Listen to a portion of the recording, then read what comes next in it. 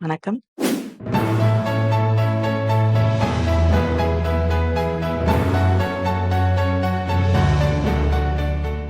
Last எபிசோட்ல நீங்க நிறைய இன்ஃபர்மேஷன் குடுத்தீங்க. அதுல ஒரு முக்கியமான இன்ஃபர்மேஷன் வந்து நெக்ஸ்ட் அப்படிங்கிற ஒரு எக்ஸாம் பத்தி சொன்னீங்க.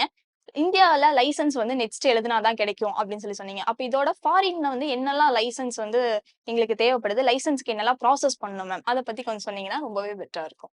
நெக்ஸ்ட்ன்றது வந்து இந்தியாவோட லைசென்சிங் எக்ஸாம். அதாவது நெக்ஸ்ட்லயே வந்து ஒரு 2 பார்ட் இருக்கும். நெக்ஸ்ட் 1 அண்ட் நெக்ஸ்ட் 2 இருக்கும். ஸோ இத முடிச்சா தான் இந்தியால வந்து உங்களுக்கு லைசென்சிங் கிடைக்கும். நீங்க எந்த கண்ட்ரில நீங்க வந்து எம்பிபிஎஸ் பண்ணியிருந்தாலும், அதாவது நான் லாஸ்ட் எபிசோட்ல சொல்லியிருப்பேன் ஒரு 5 கண்ட்ரி. அந்த 5 கண்ட்ரிய தவிர US, Canada, UK, Australia, New Zealand தவிர மத்த எந்த கண்ட்ரில பண்ணாலுமே நீங்க இங்க வந்து இந்தியால லைசென்ஸ் எடுக்கணும்னா, உங்களுக்கு நெக்ஸ்ட் எக்ஸாம் கண்டிப்பா கம்பல்சரியா அட்டெண்ட் பண்ணணும். சரிங்க. இப்போ வந்து எனக்கு இந்தியாவே வர வேண்டாம். இந்தியா லைசென்சிங் இல்லாம வேற கண்ட்ரி லைசென்சிங் பார்த்தீங்கன்னா, யுஎஸ்ல யுஎஸ்எம்எல்இன்ற ஒரு எக்ஸாம் இருக்கு. பிளாப்ன்ற எக்ஸாம் யுகேல இருக்கு. ஸோ ஆஸ்திரேலியா அவங்கவங்க கண்ட்ரிக்கு ஏத்த மாரி லைசென்சிங் எக்ஸாம் ஒண்ணு வச்சிருக்காங்க. அத நம்ம கிளியர் பண்ணிட்டா நம்ம வந்து அந்த ஊர்ல போய் பிராக்டிஸ் பண்ணலாம்.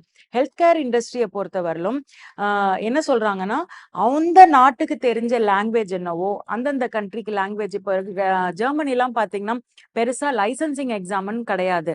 ஆனா லாங்குவேஜ் எக்ஸாம்னு இருக்கு. நீங்க எந்த கண்ட்ரில நீங்க முடிச்சிருந்து லைசென்ஸ் வச்சிருந்தாலும், அவங்க என்ன கேட்குறாங்க, உன்னோட கண்ட்ரியோட ரிஜிஸ்ட்ரேஷன் எனக்கு காமிங்க. எங்க கண்ட்ரியோட லாங்குவேஜ் இந்த லெவல் வரலும் இருக்கும். இப்போ டாக்டர்ஸ்ன்னு பார்த்தீங்கன்னா, நம்ம கண்ட்ரிலேருந்து போனீங்கன்னா C1 லெவல்ன்னு சொல்லுவோம். அந்த லெவல் வரலும் ஜெர்மனி முடிச்சீங்கன்னா, நீங்க டைரக்ட்டாவே அசிஸ்டன்ட் டாக்டரா அங்க பிராக்டிஸ் பண்ண ஸ்டார்ட் பண்ணலாம். ஸோ அது ஒரு ஒரு கண்ட்ரிய பொறுத்து அந்தந்த லைசென்சிங் எக்ஸாம் அந்தந்த கண்ட்ரி அவங்களுக்காக குடுக்குற எக்ஸாம் தான் இது நெக்ஸ்ட். இந்தியாவ பொறுத்தவரை நெக்ஸ்ட் அதோட பேரு.